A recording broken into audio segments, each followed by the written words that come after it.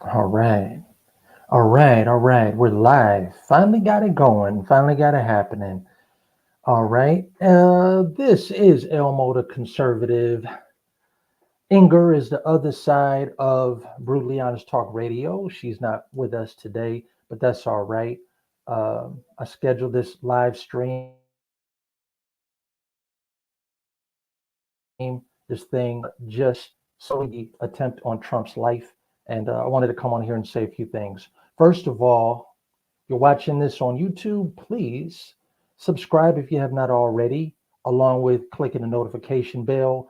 And you see that banner going across the bottom of the screen, and it tells you a couple other things about where you can catch this marvelous show.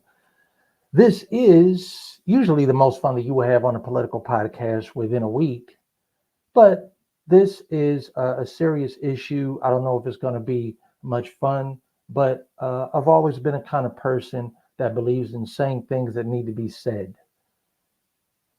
I just have to express myself that way. I don't really care about how it's accepted or how other people feel about it. So the first thing I want to say is I found out about this on Saturday, probably 40 or 45 minutes after it happened. Got a message on my phone, popped up with a picture. It was surreal. It was really. I just thought because I had seen Trump at other rallies where Secret Service had to come up and rush him off the stage. I thought that happened, and somehow in the course of all of that, his nose got hurt or something happened to his face that caused him to bleed. And then, I'm finding out more and more as I'm reading about it.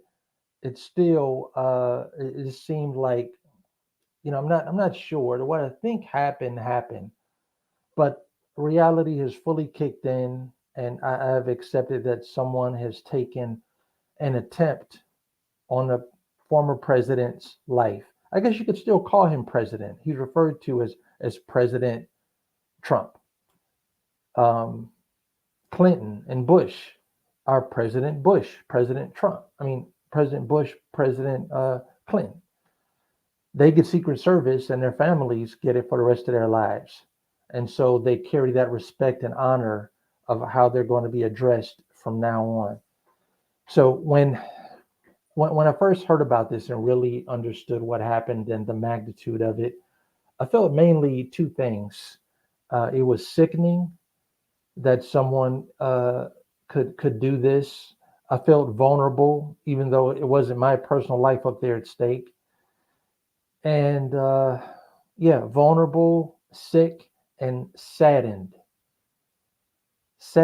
that this is where we still are in 2024 with all the technology, with all the surveillance, that someone cannot be kept completely safe. As some refer to it, the highest office of the land, that person isn't completely safe. And I assume that if Biden was out there doing the same thing, you could have replaced Biden. You could have put Biden in the place of Trump. You know what I'm saying? I don't think that he would have had any more security or any more safety than Trump had. I'm not into conspiracy theories, but I am a student of history. And anyone who has ever delved into the JFK assassination knows that the CIA had something to do with it. They know that the shooter did not act alone, that somebody put him up to it. But we'll get back to that in a few minutes. Um, the first thing I want to say, and just whoever is in here, I want to welcome you. At the same time, this is my first live stream. And so here we go. View on YouTube. Thank you to StreamYard. Y'all see that in the corner, I'm sure. And thank you, anyone or everyone who's in here with us now. All right. Welcome, welcome, welcome. Come on, come on, come on in here.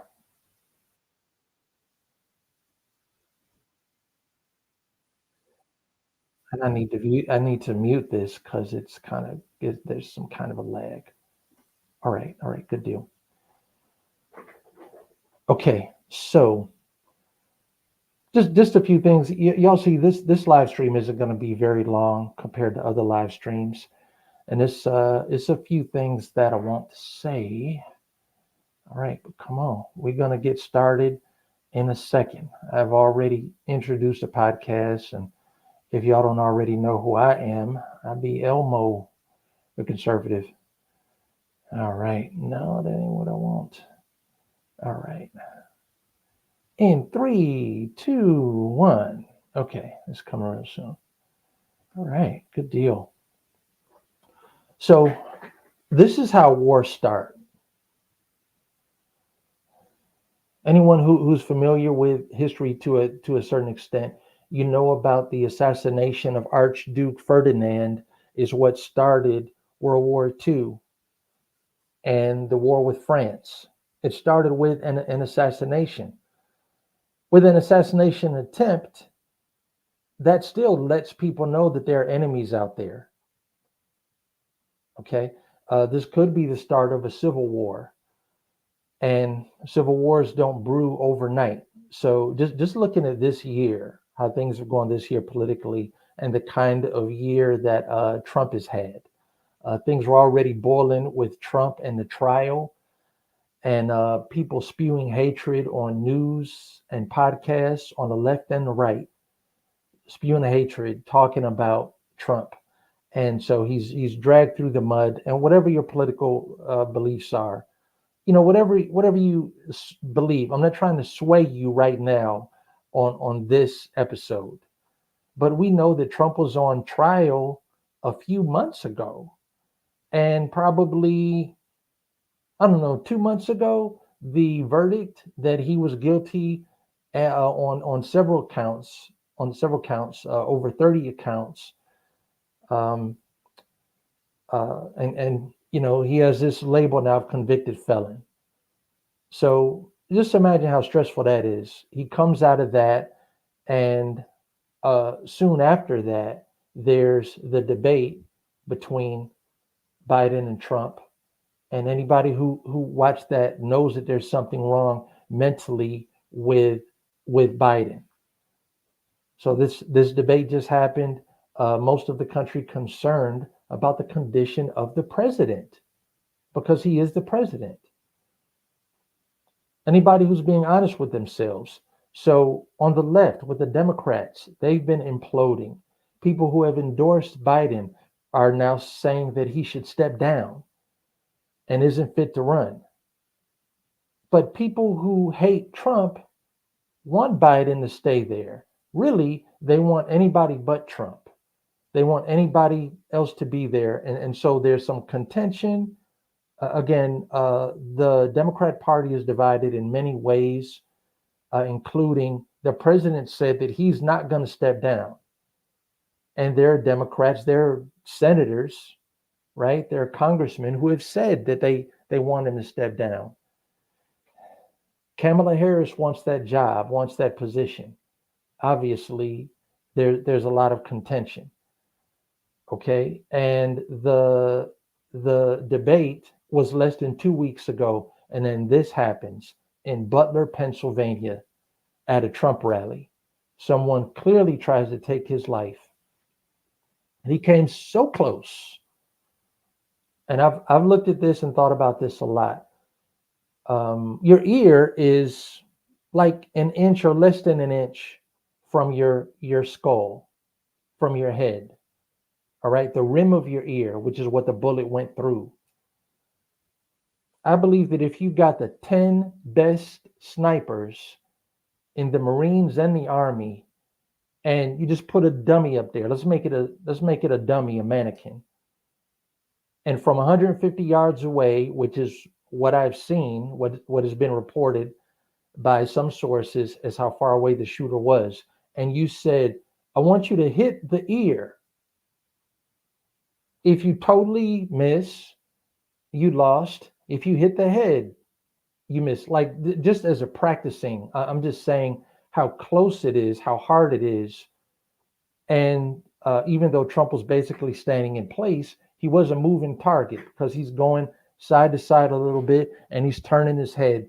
And good thing he was, because if he had have been stationary like Biden, who knows? Who knows what would have happened if he had have just, Biden barely moves. There's a good thing that Trump is a mover. So there are similarities between this and the JFK assassination. I know that JFK, just as far as the shooter, okay, and it took 3 days for them to find Lee Harvey Oswald and to bring him in. But he was killed. He was killed by a man named Jack Ruby, who was unsavory in some ways, and was into gambling and had mob ties. Understand? And he's killed by this guy. When he's soon after he's brought in, I believe the day that he was brought in, right after this interview with the press. So people weren't able to talk to him to find out what was going to happen, and I'm sure that Oswald wasn't told, "Hey, this is a suicide mission. This is what's going to happen." Okay, and so there are witnesses. There are people that say, and very convincingly, they're saying, "I saw this shooter climb up on the roof." Talking about Butler, Pennsylvania now. "I saw this guy climb up on the roof, and I told the police, and they're looking around like they don't know what's going on." Now, I don't know how much time there was between when the first person saw him on the roof and when shots were fired. I don't know what part of the speech, how long Trump had been out there before this happened. But if there was more than 5 minutes that went by and somebody didn't take him out, that's questionable. And it's almost like, okay, even though this guy failed, it really, really seems like it was the plan to silence him, whether he succeeded or not. Another patsy. Now, I don't know where this would come from. We know that the FBI is not fond of Trump. We know that Biden said he said after the debate, now we need to focus on Trump and we need to put the bullseye on Trump. I think that's just coincidence. I don't believe that Biden is savvy enough to be involved in an assassination. I believe that he would be kept in the dark. I just, not that he wouldn't want it to happen, or that he would not be okay with it. I'm not saying that, but there are things in place. Okay, there are things in place, people in place that don't want Trump in there. Biden said that he said he will win in November. So he just thinks that he needs to run for president and beat Trump. So it wouldn't be in his plans to try to take him out. I don't believe that. Um, this shooter, who I'm not going to give a lot of attention to, he's got an official 3-word name now, like a lot of assassins, like John Wilkes Booth. Matthew is part of his name. I've heard reports that he was denied from being in a rifle club in high school, and probably because there are some red flags that they saw about him, and that he was bullied a lot. Right? Some people said that he was bullied almost every day in school, and um, that kind of experience can produce a sociopath. So I definitely see that similarity. I think that was part of the plan. I think that the people who worked with him, because this 20-year-old man is not going to be sophisticated and wise enough to put this together by himself. And he may have even said, "Hey, look, I'm out in the open. I'm vulnerable. This is broad daylight. People can see me." And they say, "No, don't worry about it. You'll be able to pick up your $500,000. Come to this location, as soon as it's over and done." Whatever. He gets up there And I mean, you're outside and you hear gunshots, which I have, I'm from Detroit and now I live in Atlanta. I've been outside on New Year's Eve and also been out at events and in different places. I was downtown Atlanta one New Year's Eve and shooting started. You can't tell where bullets and sounds are coming from, especially when there's buildings and the sound, the gunshots are bouncing off of different buildings. So, outside in a big, like pretty much a 360-degree scope of where people can be, because there's no end. It's not in a building, it's not confined. And this guy's laying down in a prone position, wearing camouflage colors so that he blends in with the rooftop. And they find him like right after. I didn't hear any of the gunshots. I believe that one of those gunshots that you hear, when you hear those several gunshots, was the sniper being taken out.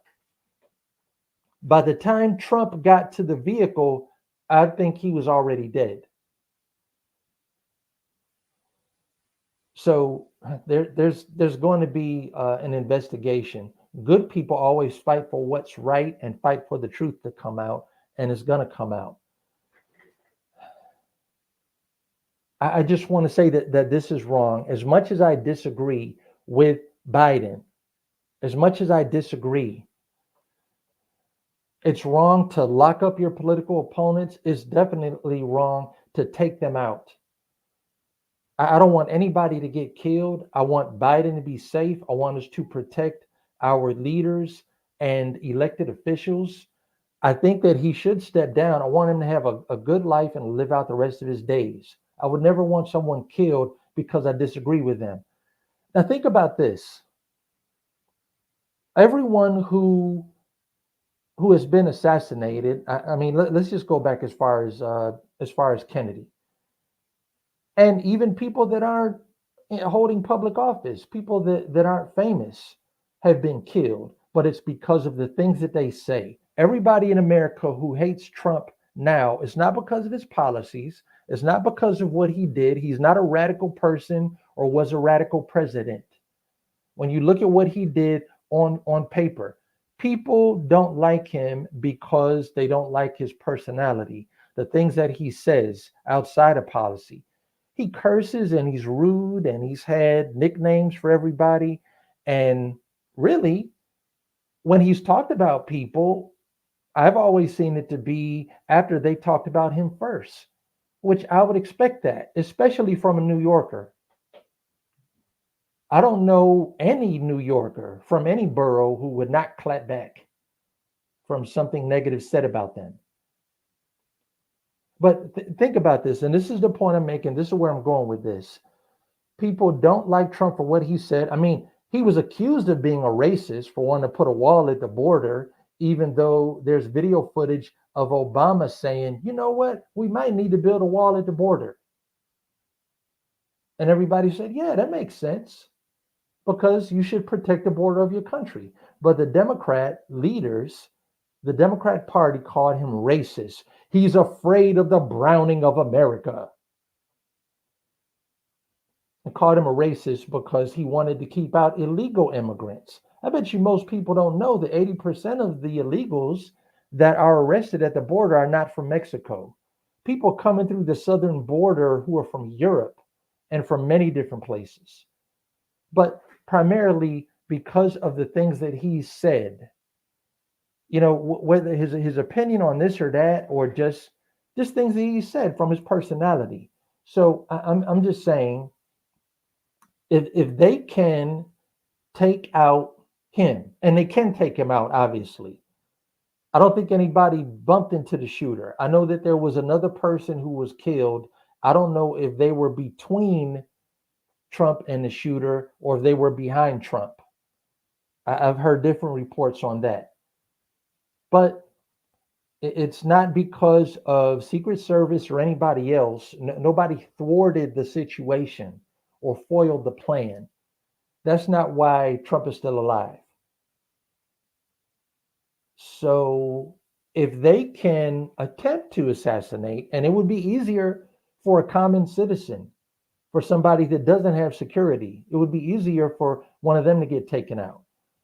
And I'm just saying this is supposed to be the single most powerful person in America, even though he's not presiding in the White House right now. So if they can stop him, then they can stop you because of what you say, because of what people say.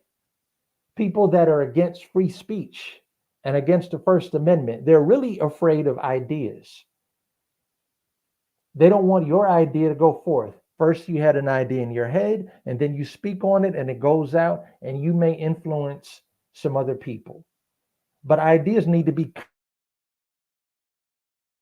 This is one of the debate. So this is where we are. But it's really because of things that people say that somebody wants to take them out. And then, Kennedy, he also made some policy and made some changes that people didn't like. And then there's his statement about secret societies and how they should go away. Right. So this is where we are now. And there's a lot of things, or not a whole lot, but there are a few things that I wanted to uh, to talk about. And so I just want to make sure that I cover everything. So this is where we are now. This is a game changer. Just like after Kennedy, Franklin Delano Roosevelt and other presidents, they used to ride in a convertible limousine with the top down and out in the open. There's no more of that. There's no more rallies that are outside. I believe any of the rallies are going to be in arenas or theaters because it's just so hard. This guy was not a part of the venue. He was across the street. And if he was across the street from a theater, he would have never been able to get a shot through the walls of the theater. So I don't know. I think that's one thing that is changed now from this is no more rallies outside. And this young man being 20 years old, I just don't think that he could have put this together on his own. And maybe even the inaugurations from now on, which have traditionally been outside, those may need to be inside because obviously Secret Service, the FBI, the CIA, whoever you want to name, are not able to protect them. But this is a time where people need to know and understand that this was wrong. I want to see Joy Reid and Joy Behar, the women on the View. I want to see Rachel Maddow and every journalist, every news anchor that has an editorial show that is clearly against Trump to say that this is not right. We have processes for getting people out of office or preventing them from being elected is by the vote. Talk to people, be well informed, and vote. They need to come out and say that now because there could be a civil war. Listen, when stuff jumps off, it jumps off real fast. It's like a chain reaction and a domino effect. And things can go down so fast that you won't know what happened. And by the way, if you haven't seen the movie Civil War, see that movie because even though it's fiction, it is so believable that that could happen today. It's very well done. It's not. It doesn't take political sides. It's just very well done. It doesn't hold back and it's hardcore. Yeah, I said this live stream was going to go to 7:30, so I guess I'll wrap it up now. You see the banner on the bottom of the screen, so you know where to find us.